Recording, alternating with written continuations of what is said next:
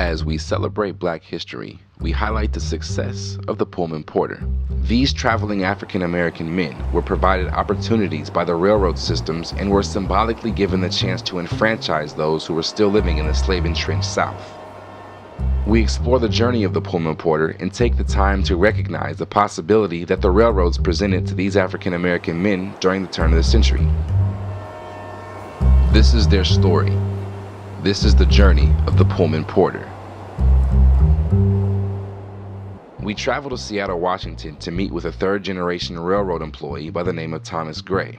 We asked Mr. Gray about his close family ties to railroad history and the dynamic opportunity it provided for many blacks during the turn of the century. My name is Thomas Gray, Thomas H. Gray. I'm a third-generation railroader.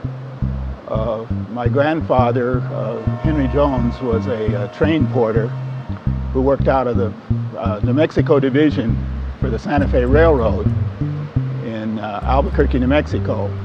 My father was a Pullman porter. He originally came from Winchester, Tennessee, moved to Chicago in 1923, where he hired in as a Pullman porter. My particular role was a chair car attendant. We were strictly responsible for getting people on and off the trains, helping them with the bags, keeping the cars and the restrooms clean, just in general helping the passengers out wherever they were needed. The railroad's luxury sleeper cars were often used by prestigious businessmen whom the Pullman Porters became acquainted with. It was not very long after this exposure to education in society's working class that the Pullman Porters would further their journey in 1925 in a camaraderie effort to establish the Brotherhood of Sleeping Car Porters, the first black labor union led by African Americans. We also traveled to Seattle to speak with the playwright of a national play that highlighted the success of the Pullman Porter. I'm Cheryl West, and I'm a playwright of Pullman Porter Blues.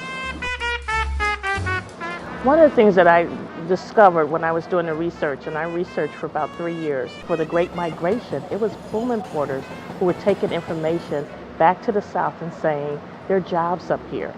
And so they would sneak and throw those papers, like the Chicago Defenders, off the trains, and then people would take them into the communities in the Delta and spend 100 people might read that paper by just passing it from one person to the other. And they would take it to somebody who could actually read.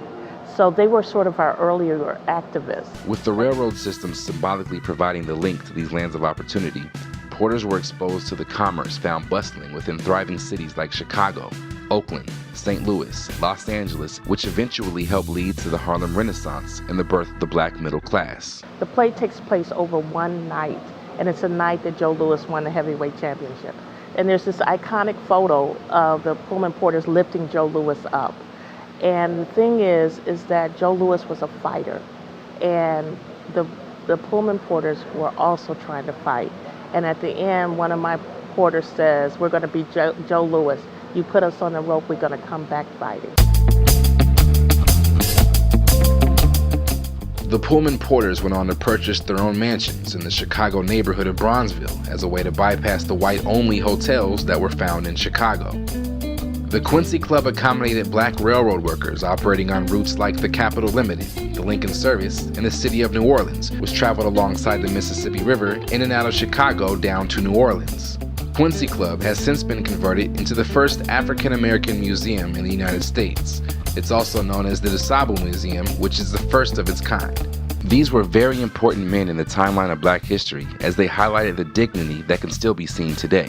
Prominent men emerged from the Pullman Porter era, such as individuals like the world-famous filmmaker, photographer Gordon Parks, civil rights leader Malcolm X, and Supreme Court Justice Thurgood Marshall, all of whom helped to light the torch of freedom that is still being carried by noteworthy figures today, such as President Barack Obama.